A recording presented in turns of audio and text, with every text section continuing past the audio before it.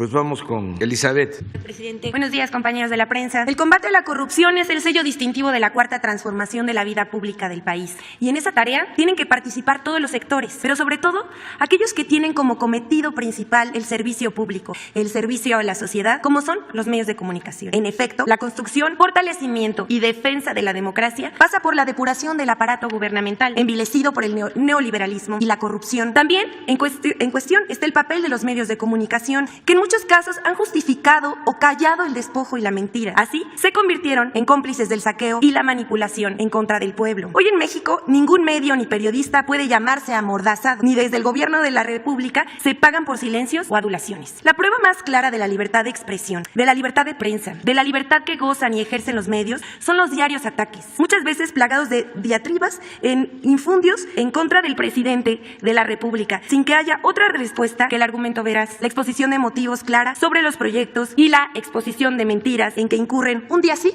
y el otro también.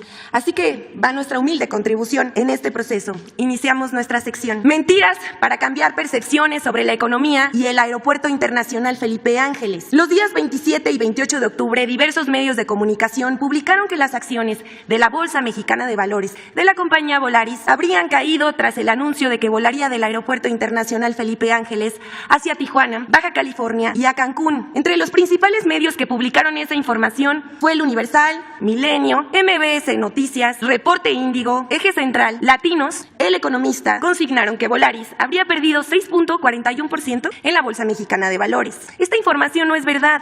Desde el pasado 22 de octubre, las acciones de la aerolínea sufrieron bajas.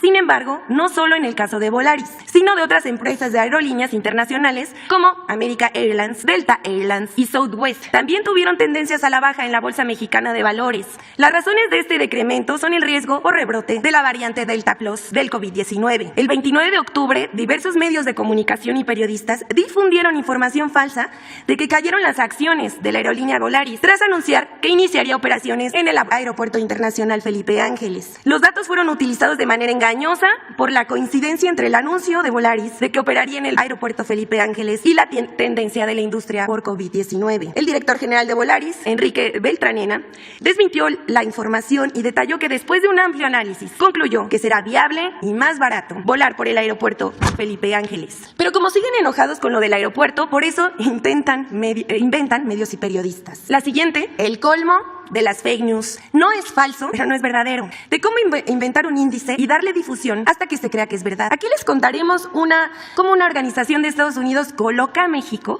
como uno de los países más corruptos y cómo la difusión de esta calificación se usó para atacar al gobierno de Andrés Manuel López Obrador. Fue toda una operación. Hace 2 semanas, la organización World Justice Project, Proyecto Justicia para el Mundo, publicó su índice de Estado de Derecho en México 2020-2021, según el cual nuestro país aparece entre los 5 países más corruptos del mundo, detrás de Uganda, Camerún, Camboya y el Congo. El informe coloca a México en el lugar 135 de 139 países evaluados. En América Latina y el Caribe, México aparece en el último lugar. Y desde ese momento no pararon en difundir en medios y en redes sociales, repitiendo el dato de la corrupción a la menor provocación, citando a comentaristas, conductores, analistas, académicos, periodistas y opositores. Pero ¿de dónde salió este índice multicitado? ¿Cómo se elaboró? ¿Y quién lo financió? El índice de Estado de Derecho en México se elabora desde hace 3 años, casualmente, al mismo tiempo que López Obrador llegó a la presidencia de la República. En 2018, el World Justice Project evaluó a 133 países y colocó a México en el lugar 92. Un año después, en 2019, la organización evaluó a 126 países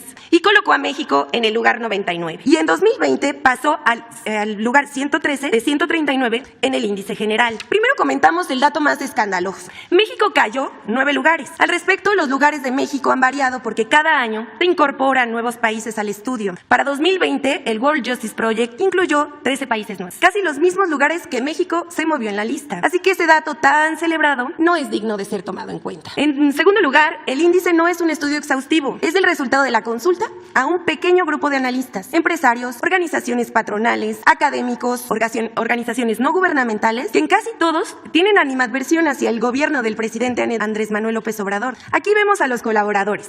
Por ejemplo, hay gente de Coparmex, Transparencia Mexicana, el INCO, México Evalúa, la Universidad Anáhuac, la Escuela Libre de Derecho, Cinépolis y Proyecto México Posible, entre otros. Entre los especialistas que ayudaron para la conceptualización y elaboración del Índice del Estado de Derecho en México, pueden observarse a personajes como Edna Jaime, de México Evalúa, Juan Pardinas, del INCO y director del periódico Reforma, y Ana Laura Magaloni, del CIDE. El Índice de Estado de Derecho en México es patrocinado por el World Justice Project, organización estadounidense fundada en 2006 por el abogado y empresario William Ulrich, que durante casi 25 años fue el principal asesor legal de la compañía Microsoft en diversas polémicas mundiales. La World Justice Project, que tiene oficinas en Washington, Seattle, Singapur y México, se presenta como una organización sin fines de lucro y cuenta con el apoyo de 21 aliados estratégicos. En México, la World Justice Project apoya a diferentes organizaciones como México Evalúa, Causa en Común, la Red Quinte Poder, incluso a instituciones como el Tribunal Electoral del Poder Judicial de la Federación. Así, el estudio de opinión, que coloca a México como uno de los 5 países más corruptos, está financiado por una organización estadounidense y los especialistas consultados son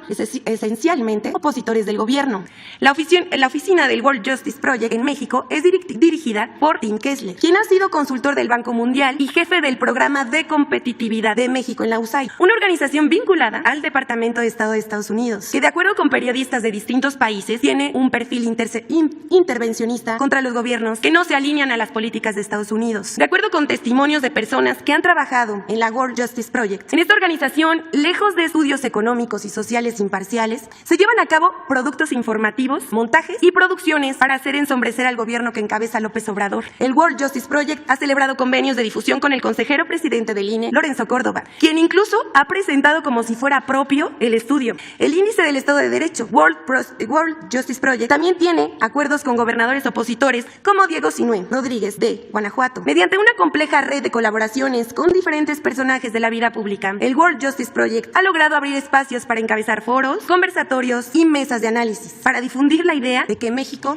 es un estado fallido. Al observar el directorio del World Justice Project en México, se puede constatar que sus principales investigadores no son reporteros, periodistas ni académicos destacados, sino productores y directores de cine. El abogado del ITAM, Roberto Hernández, director del documental Presunto Culpable, es el investigador senior de la World Justice Project y representando a la organización estadounidense, suele ofrecer conferencias al lado del empresario Gustavo de Hoyos, expresidente de la Coparmex, para difundir el trabajo de esta asociación. Isa Guerra, directora de producción de la World Justice Project, carece de experiencia en temas de corrupción, rendición de cuentas, pero por otra parte ha sido destacada productora en películas y series taquilleras como Cantinflas, Club de Cuervos y No Manches Frida. Como puede constatarse, detrás del Índice del Estado de Derecho en México 2021 están organizaciones y personajes que militan contra López Obrador. Quienes han difundido este informe son medios y periodistas y políticos como Claudio X González, Felipe Calderón, entre otros. Les vamos a dejar aquí las notas y los tweets que difundieron este índice. Así se construyen los golpes mediáticos contra el gobierno de la 4T, con la idea de manchar poco a poco el prestigio del gobierno con información falsa. Pero ya la gente no se deja llevar por esas informaciones. Hasta aquí la sección de hoy. Muchas gracias.